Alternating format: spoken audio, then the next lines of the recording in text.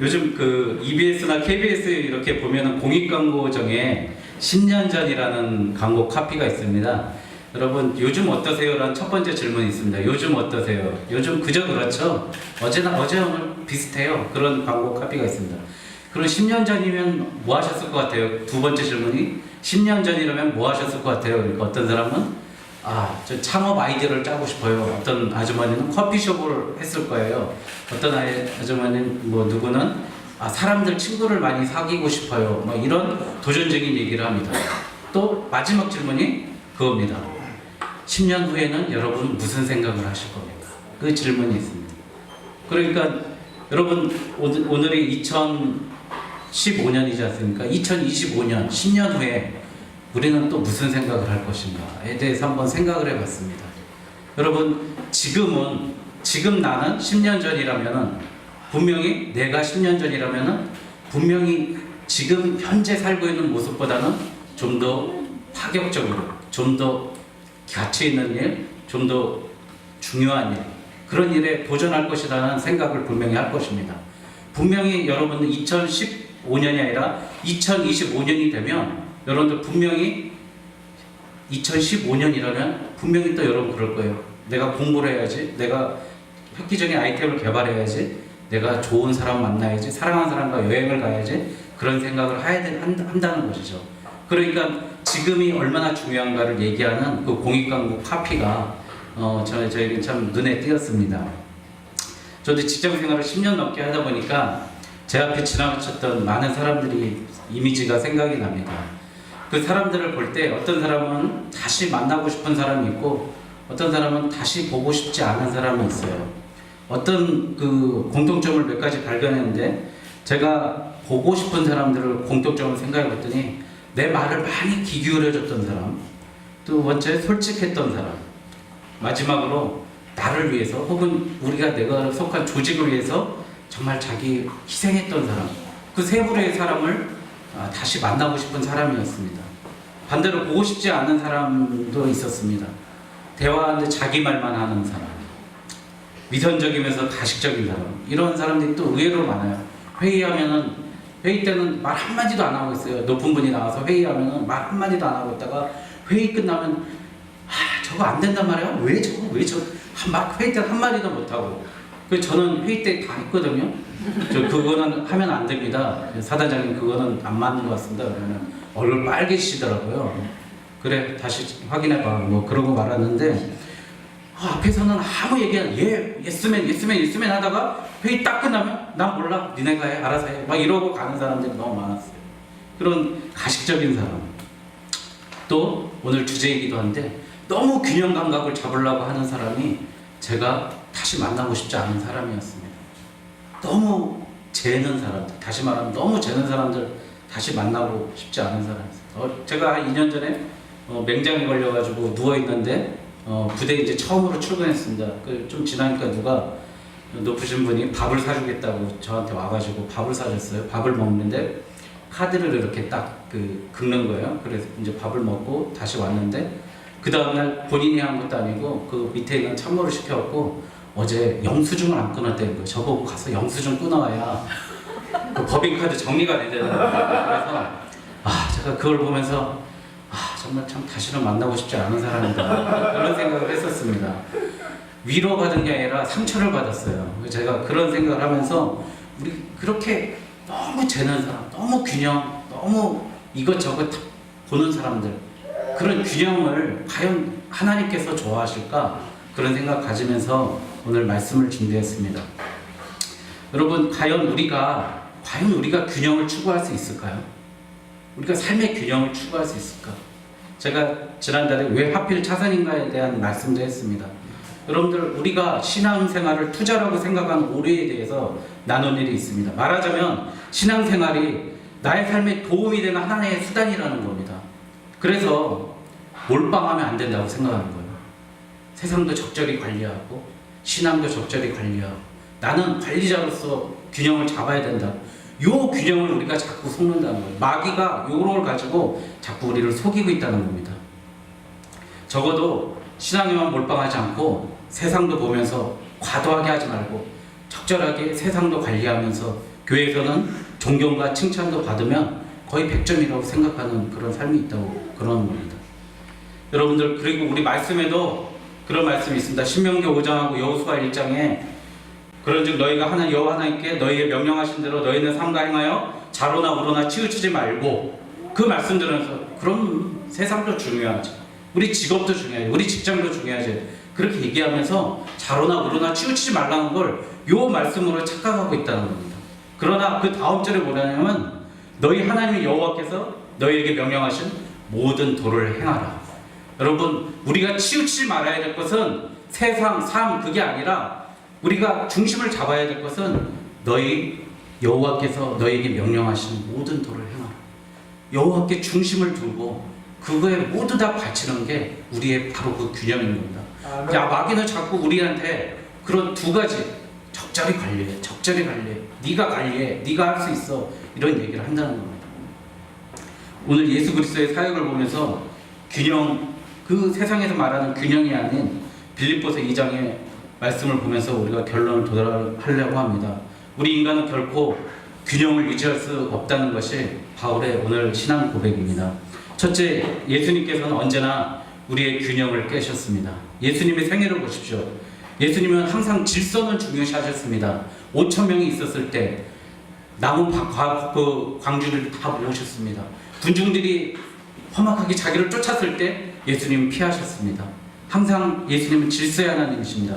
그러나 예수님의 그 사랑에 있어서는 분명히 균형을 깨셨습니다. 안식일에 총 4번이나 병을 고치셨습니다. 소경을 고치시고 구분자를 고치시고 손 마른 자를 고치셨습니다. 이때 예수님께서는 바리새인과 서기관들에게 엄청난 핍박과 비난을 받았습니다. 여러분, 기존 율법의 파괴였지만 그게 예수님의 사랑으로 완전케 되는 그 결과였습니다. 이게 예수님께서 우리를 이처럼 사랑하셨던 진정한 사랑의 고백의 행위인 것입니다. 수많은 갈등을 감수하고서라도 예수님은 우리를 사랑하십니다. 바로 기존 관습과 균형이 유지한 것이 아닌 사랑과 사랑의 파괴가 바로 그것입니다. 교회에서는 질서는 있어야지만 우리 교회에 적어도 균형 깨진 사람들이 모여 있었으면 좋겠습니다. 청년이라면 저는 적어도 청년 때 균형 깬 삶을 살아야 된다고 생각합니다.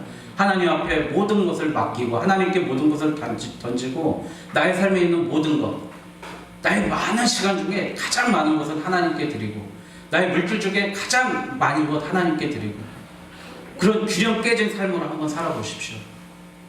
세상이 적절히 관리하고 하나님 교회도 적절히 관리하고 어장도 관리하고 그런 식으로 살지 마시고, 우리 현진이 알았죠? 예, 우리 정말 그렇게 살면 안 됩니다. 여러분, 자기가 가진 모든 것 중에 최고봉으로 최고로 하나님의 것을 섬기고 그런 균형 깨진 삶을 예수님께서 몸소 보이셨지 않습니까? 여러분, 빌립보서 2장 6절이 바로 그 말씀입니다. 그는 근본 하나님의 본체이시나 하나님과 동등됨을 취할 것으로 여기지 아니하시고, 바로 예수 그리스도께서 바로 그 균형을 깼다는 겁니다. 삼위일체 같은 하나님, 하나님의 동등됨을 취하지 아니하시고 그 동등된 균형을 깨시고 우리를 위해서 이 땅에 오셨다는 겁니다. 여러분, 바로 이 균형, 하나님이 세상을 이처럼 사랑하사 독생자를 주셨으니 so loved, 이처럼 사랑하사, 이만큼 so 강조한 거 아닐까? 내가 이만큼 너희들을 사랑해서 독생자를 주셨다는 겁니다. 사랑하심의 최대함의 강조입니다. Beloved him, beloved, 믿는다는 거지 않습니까? 거기서 in him, 그를 믿는 자, 그 인격을 믿는 자, 그 모든 전체를 믿는다고 할 때 빌리브에서 인까지 인이 들어가면 그 인격적인 모든 전체를 믿는다는 겁니다.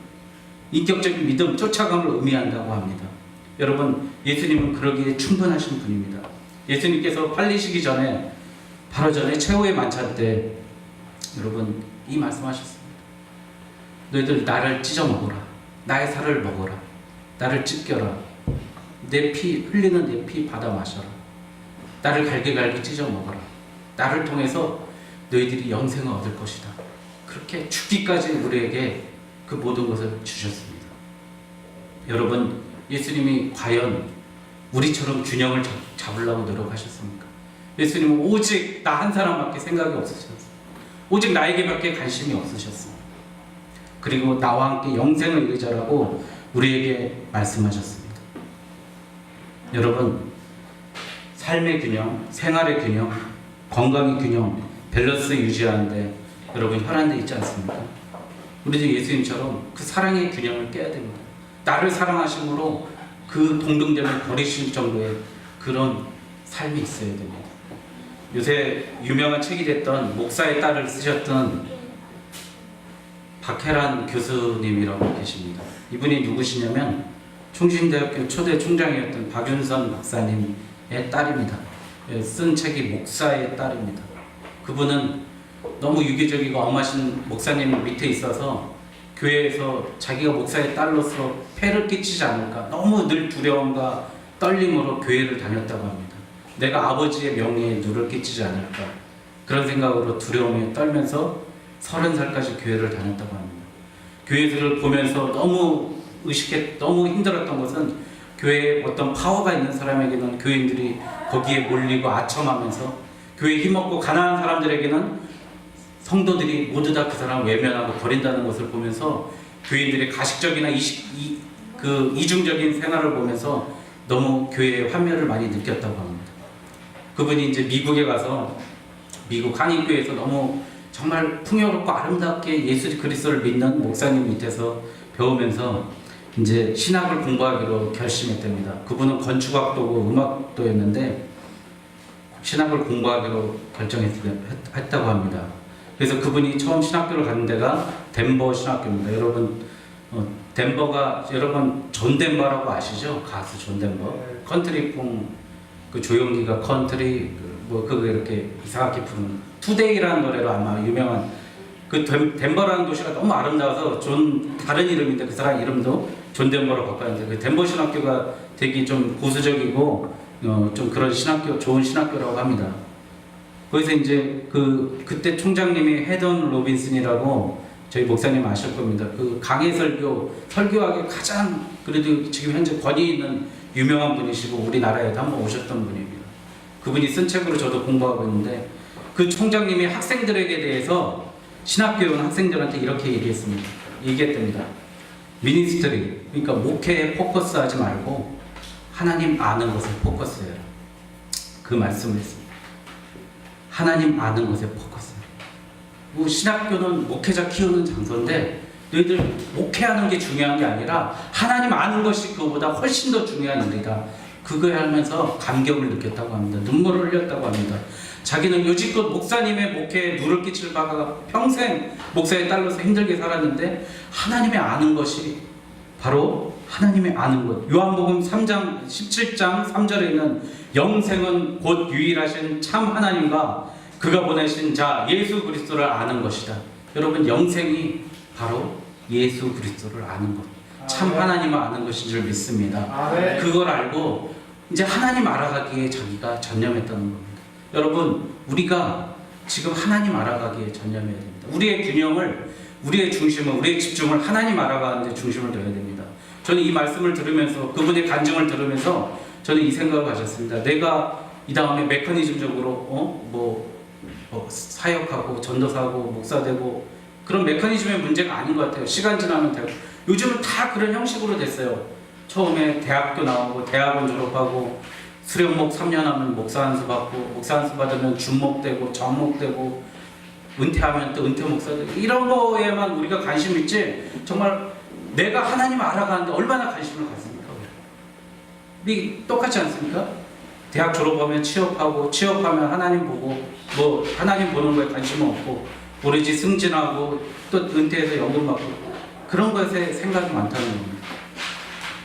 우리가 교회 예배에 참석하고 헌금하고 봉사하고 모든 프로그램에 참여한다는 것 그것은 한낱 일에 불과합니다.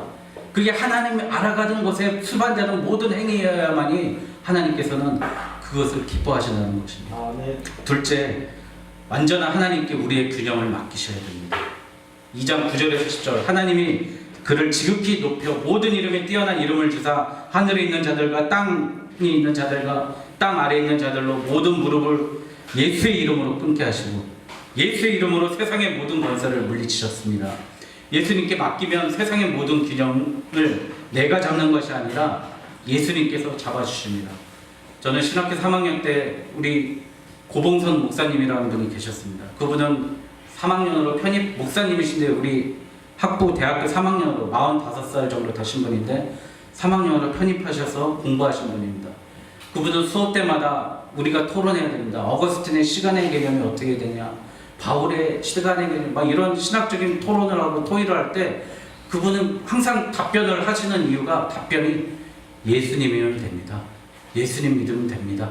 그 얘기를 했어요. 그래서 우리들이 그 목사님한테 되게 혼을 많이 냈어요. 우리가 아니 우리가 그럼 신학 공부할 이유가 뭐, 예수님 다 되면 신학 공부할 이유가 뭐가 있냐고, 그걸 논리적으로 변증하고 논증적으로 증명하기 위해서 하는 거 아니냐고 그러면서 그분께 상당히 우리가 면박을 준 적이 있어요. 근데 어느 날 국방일보에 이 발음이 국민일보에 이렇게 나왔었는데 국민일보에 보니까 만화로 어린이들을 섬기는 목사님 해가지고 그분이 딱 나왔어요. 그분이 국민일보에 이렇게 만화를 그려가지고 천안에서 만화로 아이들한테 그림 그려주면서 그림으로 아이들을 선교하시는 목사님으로 나오시는 거예요.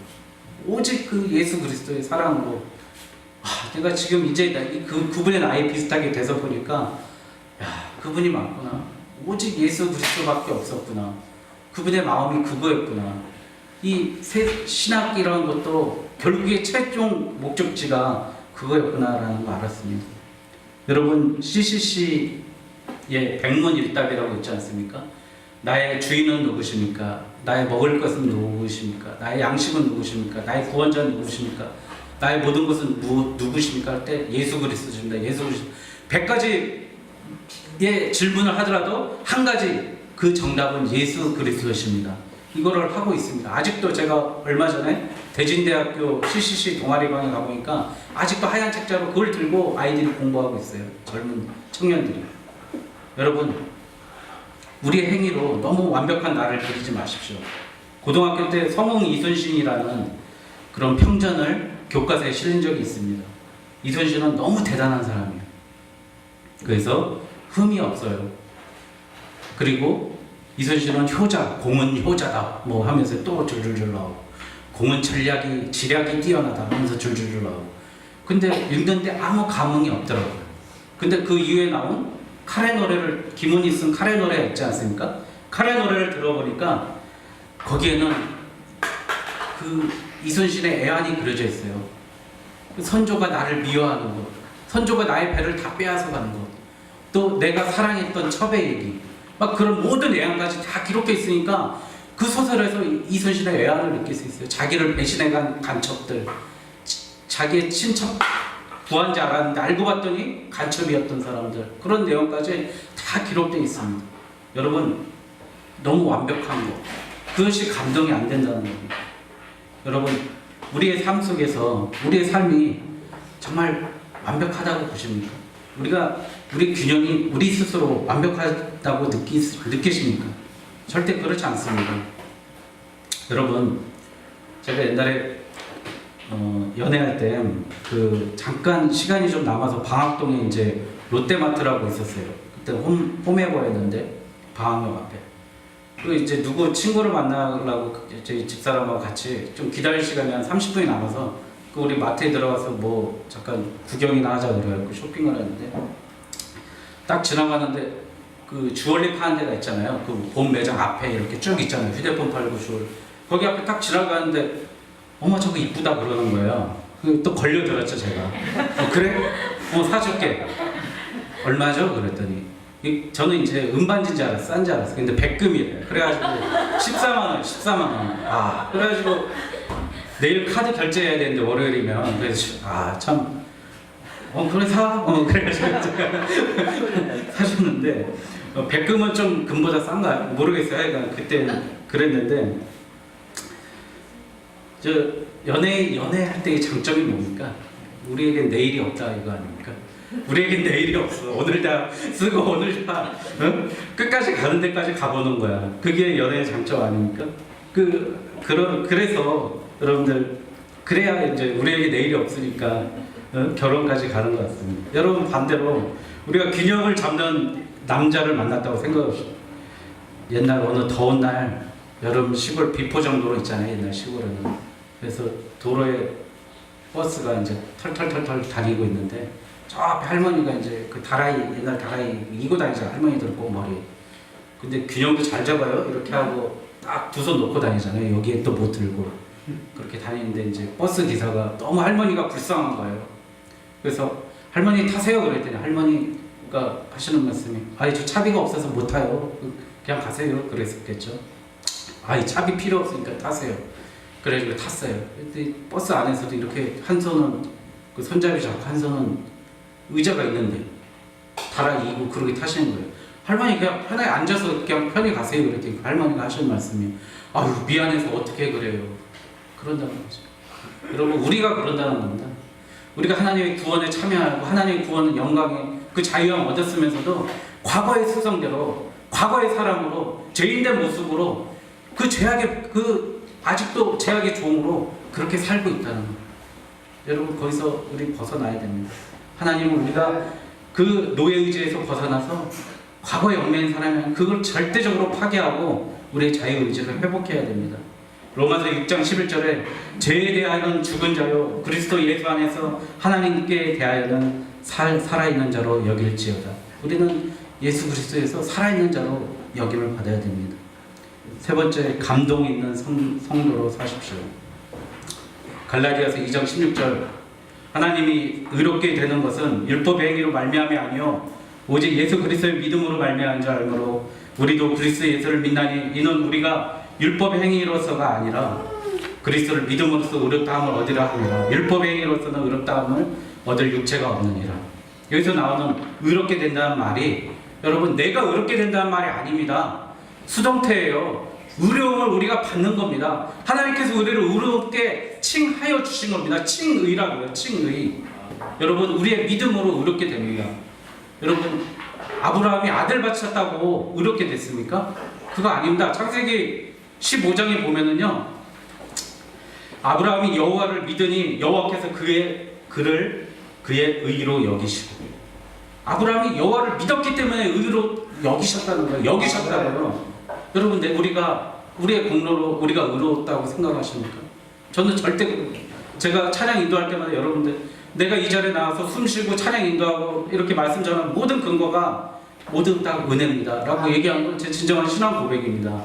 여러분 우리가 이렇게 서서 살아가는 모든 삶의 모든 것이 예수 그리스도의 피값을 사신 그 죽기까지 바치신 그 은혜고 그 사랑이고 그 한량없는 우리를 향한 하나님의 계획이십니다. 여러분 신앙의 끊임없는 주제, 신학의 끊임없는 주제가 행위로서의 구원이냐 믿음으로서의 구원이냐 이 두 가지 싸움을 계속 했었어요. 여러분 기원 2세기서부터 시작해가지고요 4세기 때 엄청나게 심했고요 지금까지도 계속 적어도 우리가 그래도 우리의 공로가 있어야 되는 거 아니야? 공로 우리가 좀 빼야 되는 거 아니야? 우리는 근데 이게 왜 신학의 싸움이냐면요 우리 마음속에 계속해서 이게 자리 잡고 있는 거예요. 내가 믿음으로 의롭다 됐고 그리고 은혜로 의롭다 됐다고 했다가 자꾸 내가 교회에서 열심히 좀 하고 좀 자리가 있고 남들이 못하는 걸 보면 자꾸 내 공로 아니야? 자꾸 우리가 착각한다는 거예요. 여기에 빠져서 우리가 이런다는 겁니다. 여러분 은혜라는 건요 받을 자격 없는 사람에게 주어지는 선물입니다. 그 은혜 때문에 우리는 감격하고 감동합니다. 외적인 계명 준수에서 내적인 동기가 넘쳐나는 은혜의 사람으로 사는 것, 다시 말해 이 감동 있는 성도로 사는 것입니다. 여러분 교회에서 일 잘할 수 있는 사람 뽑고 싶습니까? 교회에서 일 잘하는 사람 그런 사람은 첫 경에 한 가지 있어요. 은혜에 충만한 사람 뽑으면 됩니다. 그 사람은 능히 감당할 수 있습니다. 그러나 여러분 자기 의로 하려고 하는 사람 절대 그 일이 그 행위가 다른 사람한테 피해만 줄 뿐입니다. 교회에 덕이 되지 못하는 것입니다. 여러분 우리가 영화 중에 레인맨이나 포레스트 검프 또 명량 같은 거 보면은요 왜 우리가 거기서 감동을 느낍니까? 안 될 것 같은 사람이에요. 죽을 수밖에 없는 자 12척 대 뭐 300척 싸워가지고 이순신이 질 것 같은데 그런데 이겨서 우리가 감격하는 거 아닙니까? 우리 삶이 바로 그거란 겁니다. 죽을 수밖에 없는데, 우리 타락할 수밖에 없는데, 깨질 수밖에 없는데 우리를 가지고 하나님께서 살려내셨다는 겁니다. 그 감동이 우리 삶에 자리 잡고 있어야 됩니다. 네. 여러분 시험 공부 많이 해보세요. 저는 예비군지관 시험, 이렇게 군무원 시험 보는 전날 그 어디 호텔에서 잤거든요. 계룡대에 있는 어디 대전에 있는 호텔에서 잤는데 밤새 딱 30분 잔 것 같아요. 30분 한숨도 못 잤어요. 떨림이 있어서 6개월 동안 이게 준비하니까요. 시험 준비하니까 6개월 동안 준비한 것, 그리고 내가 정말 이렇게 준비해내니까 너무 떨리는 거예요. 잠이 올 수가 없어요. 시험 문제를 받아드는 그 순간까지 떨려요. 답안지를 옮기는 순간까지 옮겨 적다가요 틀려가지고 2개를 더 틀렸어요. 안 틀렸으면 지금 서울에서 근무할 것 같은데 서울에다가 넣는데 안 돼서 그리로 갔거든요. 근데 그 떨림이 있는데 왜 그만큼 떨림이 있습니까? 여러분 근데요 고등학교 때 시험 보시면 아시죠? 시험 기간은 늦게 가잖아요. 일찍 끝나요. 시험 기간이 완전히 휴가인 애들이 거의 반은 그렇죠. 얼마나 좋아. 시험 기간에 수업도 없지. 시험 2시간만 보면 집에 가지. 걔네들은 떨림이 없어요. 그냥 가나다라 순으로 찍든 3번으로 찍든 뭐 아무렇게 찍든 그냥 찍고 떨림 기대를 안 해요. 그러나 반대로 내가 열심히 준비하고 시험에 대해서 간절히 준비하고 애착을 가지면 그 시험 문제 어떻게 나올까? 그 시험 문제 때문에 떨린다니까요.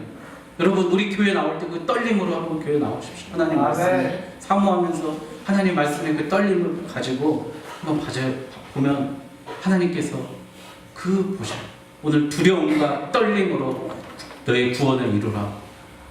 그런 그 말씀이 바로 이 말씀인 것 같습니다. 여러분 마지막으로 우리에게 2가지 질문이 남아 있습니다. 예수님은 내게 과연 어떤 분이십니까? 그 정답은 예수님은 다름 아닌 십자가입니다. 십자가. 예수님은 죽기까지 나를 찢어 먹으라. 나의 피까지 마셔라. 그래서 너희 영생에 참여해라.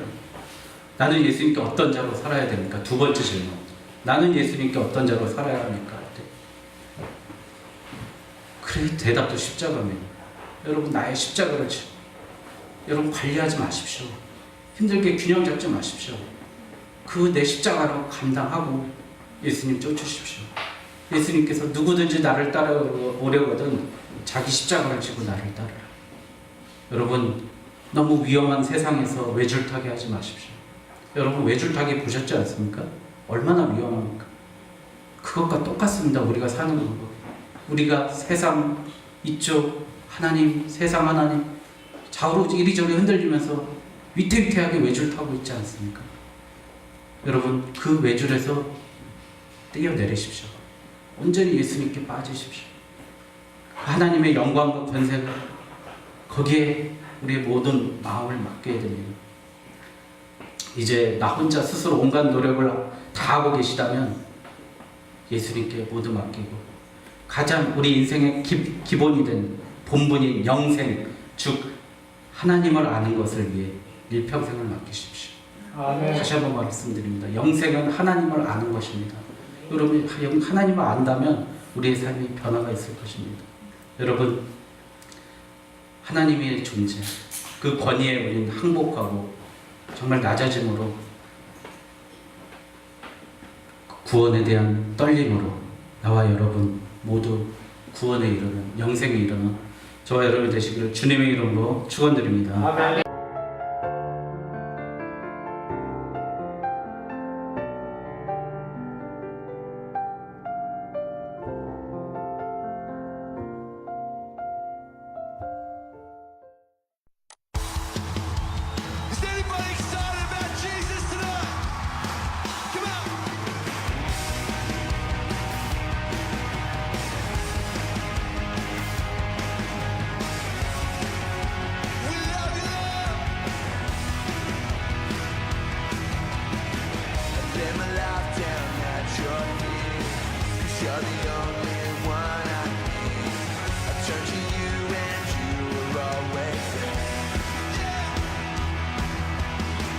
Troubled times is you I see. I put you first, that's all I need. I humble all I am, it's all to you.